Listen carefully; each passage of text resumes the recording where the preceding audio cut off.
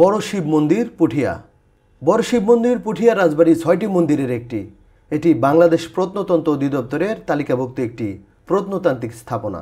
বড় শিব মন্দির পুঠিয়া রাজপরিবারের তত্ত্বাবধানে রানী ভুবনময়ী দেবী কর্তৃক নির্মিত হয়। 1823 খ্রিস্টাব্দে এই মন্দিরের নির্মাণ কাজ শুরু হয় এবং নির্মাণ কাজটি শেষ হয় 1830 খ্রিস্টাব্দে।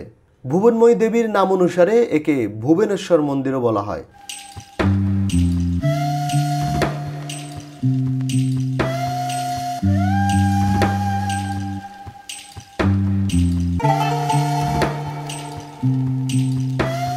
বর্তমান যুগেও এই মন্দিরে নিয়মিত পূজা হয়।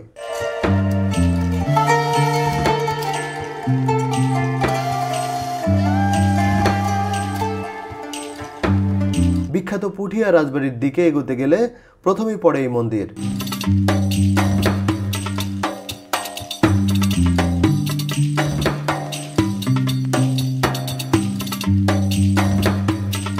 মন্দিরটির ডান পাশে রথ মন্দির এবং পিছনে গোপাল চৌকি নামক সুবিশাল দিঘি রয়েছে। মন্দিরটি উঁচু মঞ্চে নির্মিত।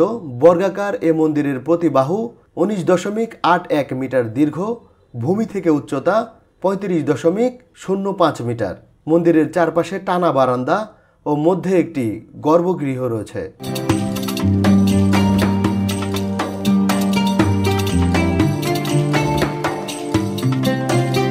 পঞ্চরত্ন স্থাপনা পরিকল্পনায় এ মন্দিরের 4 কোণে 4টি ও কেন্দ্রে একটি করে মোট 5টি চূড়া বা রত্ন আছে।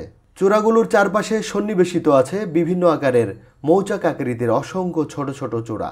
পূর্ব, পশ্চিম ও দক্ষিণ দিকে একটি করে প্রবেশপথ এবং প্রতিটি বারান্দায় 5টি করে খিলান বা প্রবেশপথ রয়েছে। এই মন্দিরটির দরজা সেই আমলে কাঠ দিয়ে তৈরি করা হয়েছিল।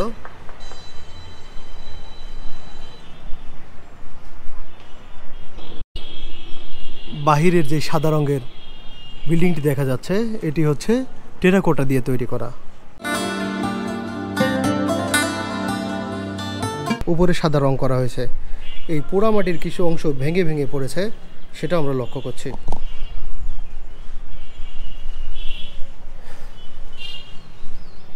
এই পিলারগুলোর প্রত্যেকটা কোটরে কোটরে ছিল এক একটা চিত্রকর্ম, যেগুলো ধ্বংসপ্রায় অবস্থা।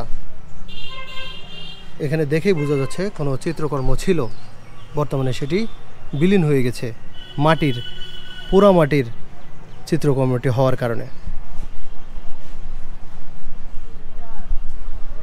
পেছনের দিঘিটিতে নামার জন্য আলাদা একটি দ্বিমুখী সিঁড়ি রয়েছে।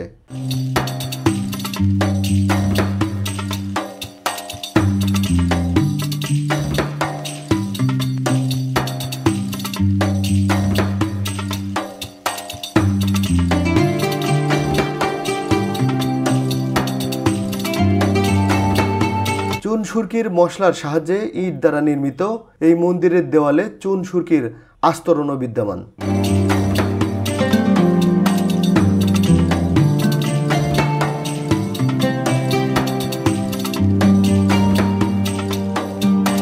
গর্ভগৃহে প্রবেশের জন্য রয়েছে চারপাশে 4টি প্রবেশপথ।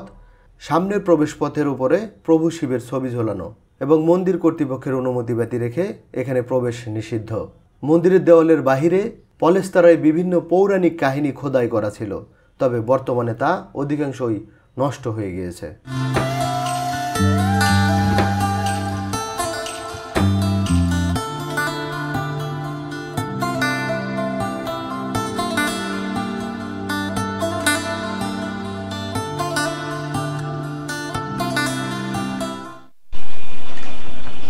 বড় শিব মন্দির। এই সাইনবোর্ডে বড় শিব মন্দিরের ইতিহাস সম্বলিত কিছু তথ্য রয়েছে। এটি বর্তমানে প্রত্নতত্ত্ব অধিদপ্তর সংস্কৃতি বিষয়ক মন্ত্রণালয়ের আন্ডারে। এখানে প্রবেশের আগে যে নোটিশটি আছে এটা ভালো করে ফলো করে দেখতে হবে। এখানে কি বলেছে, যে নিষেধ করা হয়েছে সেটা করা থেকে বিরত থাকতে হবে।